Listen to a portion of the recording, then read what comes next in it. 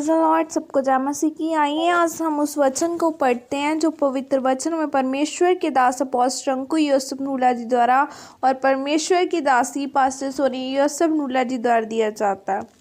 ऐ मेरे जिंदा परमेश्वर, आज का वचन इनकी जिंदगी में खुदा बना 1000 गुना फल को लेकर आने पाए। कोई भी शैतान की शक्ति इस वचन को चुराने ना पाए। प्रभु यीशु मसीह के सामर्थ्य नाम में मांगती हूँ, आमीन। रेमा वचन यशाया 55 की 11 आयत में लिखा है, उसी प्रकार से मेरा वचन भी होगा जो मेरे मुख से निकलता है, वह व्यर्थ ठहर कर मेरे पास न लौटेगा, परंतु जो मेरी इच्छा है उसे वह पूरा करेगा और जिस काम के लिए मैंने उसको भेजा है उसे वह सफल करेगा। आमीन। मेरे प्रिय, परमेश्वर ने कहा कि जो वचन मैं अपने मुख से दूंगा वह व्यर्थ मेरे पास वापस नहीं आएगा। आपकी तरक्की, चमत्कार और आपके बीच में सिर्फ एक चीज़ का फासला है और वह है रेमा वचन। रेमा वचन उस वचन को कहते हैं जो बाइबल पढ़ते पढ़ते परमेश्वर सिर्फ आपके लिए देता है, और जब आप उस वचन के अनुसार अपने जीवन में चलते हैं तो फिर आप सामान्य नहीं रहते। एक सफल और एक असफल व्यक्ति, सेवकाई, व्यापारी, मसीही के बीच में रेमा वचन का फर्क है। रेमा वचन सभी के लिए एक समान नहीं है, और अगर आप अपना रेमा वचन चाहते हैं तो आपके जीवन में परमेश्वर की हजूरी होना बहुत ज़रूरी है। और अगर परमेश्वर की हजूरी आपके जीवन में नहीं है तो आप अपने रेमा वचन को कभी नहीं पा सकते, चाहे आप कोई भी क्यों ना हो। मेरे प्रियो, रेमा वचन या तो परमेश्वर का दास आपको दे सकता है या परमेश्वर आपको देता है जब प्रभु की हजूरी आपके जीवन में होती है और आप वचन पर मनन करने वाले व्यक्ति हो। अगर आपको अपना रेमा वचन चाहिए तो फिर बाइबल के वचन आपके घरों में, गाड़ियों, ऑफिस और जहां संभव हो लिखा होना चाहिए। परमेश्वर कभी भी किसी भी हालत में किसी भी वचन के द्वारा आपसे बात कर सकता है और आपको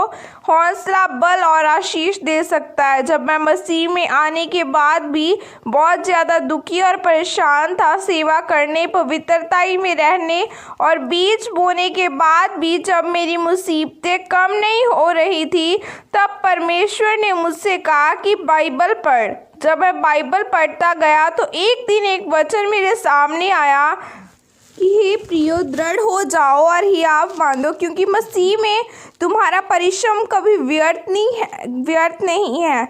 ये वचन मेरे लिए रेमा बन गया। मुझे ऐसा लगा कि मेरी समस्या के बारे में परमेश्वर ने मुझसे बात की है। मैं इसलिए चंगा नहीं हो रहा हूँ क्योंकि मेरी मेहनत बहुत कम है। परमेश्वर ने मुझसे कहा कि अगर तू चंगा होना चाहता है तो अपनी मेहनत बढ़ा। मुझे ऐसा लगा कि जैसे किसी ने मेरे दिल में यह वचन छाप दिया हो कि अगर मैं मेहनत करूँगा तो मेरी मेहनत व्यर्थ नहीं जाएगी और परमेश्वर मुझे उत्तर देगा। इसलिए मैंने मेहनत करनी शुरू की और एक दिन परमेश्वर ने मुझे चंगा किया, सफल किया, और आज आप खुद मेरी आशीषों को देख सकते हैं।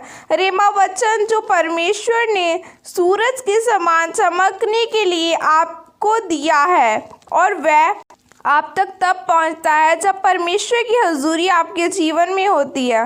परमेश्वर की हजूरी उस वचन को जीवित कर देती है, उसमें सांस फूंक देती है। कई लोग 10 साल से चर्च में हो सकते हैं और दुख परेशानियों में हो सकते हैं, फिर वह शिकायत करेंगे कि मेरे जीवन में इतनी मुसीबतें क्यों हैं। ऐसा इसलिए है क्योंकि उन्हें रेमा वचन चाहिए। जैसे ही वह परमेश्वर की हजूरी में बढ़ेंगे, उपवास रखेंगे और बाइबल के वचनों को पढ़ते जाएंगे, तो एक खास वचन जो उनके लिए और उनकी परिस्थितियों के लिए परमेश्वर ने रखा है, परमेश्वर ने देगा। और उसके बाद उसका परिवार, सेवकाई, सेहत, व्यापार कुछ भी एक स्तर पर नहीं रहेगा। जब रेमा वचन आपको परमेश्वर देता तो आपको समझ आती है कि परमेश्वर आपसे क्या कह रहा है, तब आप उस वचन के अनुसार चलकर आशीषित होते हैं। आमीन। यह प्रार्थना आपके द्वारा की जाए। सर्वशक्तिमान परमेश्वर, इस वचन के लिए पिता मैं आपका धन्यवाद करती हूँ। परमेश्वर, आपका अनुग्रह मुझ पर कर अपना अनुग्रह मुझ पर कर, ताकि मैं आपकी हजूरी में बढ़ सकूं और लगातार आपके वचनों के ऊपर कर अपने रीमा वचन को ले सकूं और उसके अनुसार चलकर अपनी आशीषों और ऊंचाइयों को ग्रहण कर सकूं। प्रभु यीशु मसीह के सामर्थी नाम में मांगती हूँ, आमीन। सबको जय मसीह की। God bless you.